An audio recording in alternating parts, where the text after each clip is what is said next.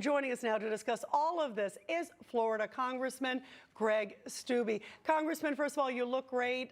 So glad that you're doing better, too. And your story about that, by the way, the Good Samaritan who helped you is really wonderful. And you look terrific. It's great to have you here. Thank you.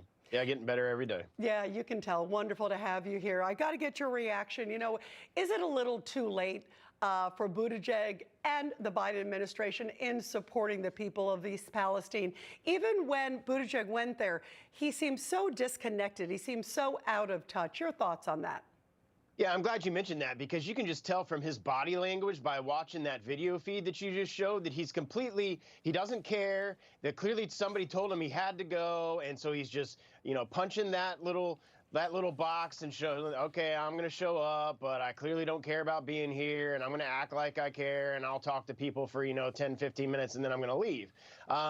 40 days later, I mean, it's clear that this administration doesn't care about the people of Ohio. They care more about the people in Ukraine. They care more about the Chinese Communist Party. They care more about not putting America first, which shows you by Trump going there that he has always put America first. And it's interesting that the day after, suddenly Pete Buttigieg thinks that he has to come and be like, all right, well, somebody from the administration is going to have to show up because Trump showed up and showed that he actually cared. And oh, by the way, Trump brought actual supplies and aid and things that the people in the community needed. And FEMA, to this day, despite members of Congress asking them to get engaged here, is refusing to respond to the needs of that community.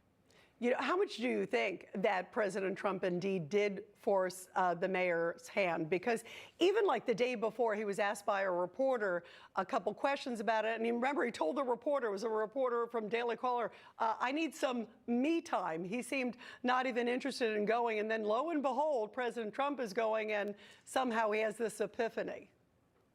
Yeah, and it just, just shows you that this administration doesn't care. If this was New York or California or a Democratic stronghold, they would have been there the next day. They would have been pledging millions and hundreds of millions of dollars. But because this is a Republican area and a Republican state, they could care less about what's going on there, because ultimately they don't care about the majority of Americans, and they care more about their leftist progressive ideology than they do about the American people. You know, speaking of leftist ideology, I want to get your take, Congressman, on another topic, because as you know, DirecTV dropped Newsmax from their lineup. There's been so many headlines about it. Why is that when conservative voices are silenced, they're calling it a business move? Are you seeing a double standard there? Yeah, there absolutely is a double standard here. In that exact specific instance, you've got liberal networks that DirecTV is still carrying and actually paying them that have much less viewership than Newsmax does. I joined my colleagues in a letter to the CEOs of DirecTV, and I've asked the ENC, the Energy and Commerce Committee, to bring them in, put them under oath, and ask some tough questions. So I hope that the Energy and Commerce Committee will bring them in and put them under oath and ask them tough questions. You know, your colleague on the Hill, Congressman James Comer, spoke with our own John Bachman yesterday about the DirecTV situation. Here is what he had to say, and I want to get you to react. I have strongly encouraged them to meet with your CEO, Mr. Ruddy, to get this worked out, or else. So I think if anyone's ever watched the House Oversight Committee, any of our first three hearings, they have to ask themselves, do you really want to go in front of the House Oversight Committee? Because this is something that the 26 Republicans on the House Oversight Committee are very passionate about. We're all huge fans of Newsmax. Do you believe it's going to end up in multiple committees? You mentioned the other one before, but do you think this is going to be a big issue? And what kind of message do you think this sends to the American people when they see this?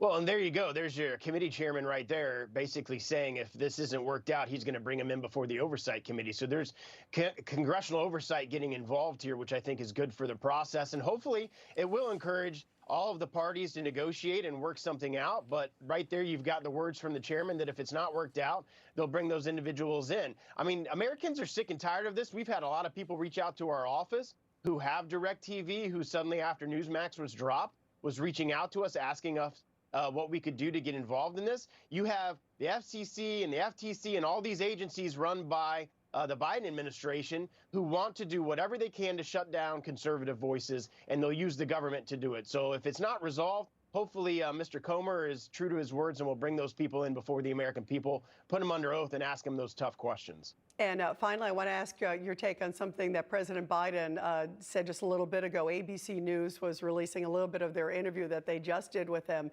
And one of the things he said was, I'm not sure President Xi of China was aware of the spy balloon.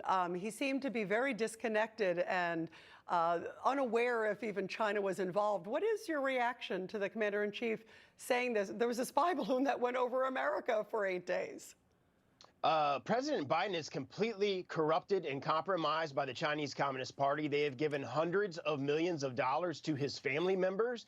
This president allowed a Chinese spy balloon for 8 days to traverse the entire continental United States. It went over nuclear sites, it went over B-2 bomber sites, and they did absolutely nothing about it. And until the Americans started standing up saying, why aren't you doing anything about this? Finally, they shot it down, but after they had collected all the intelligence and satellite images and everything that they needed, they got sent back to the Chinese Communist Party, and had traversed the entire continent. So you have a corrupt and compromised president whose family members have been paid, and he got his 10%, according to some testimony of some witnesses, and they're not going to react strongly to the Chinese Communist Party because of it.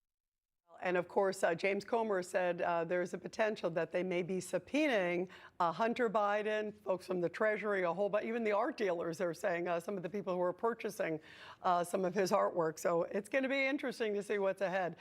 Congressman Greg Steube, really great to have you here. And again, you look terrific. Good to Thank see you. Thank you. You too. Thank you.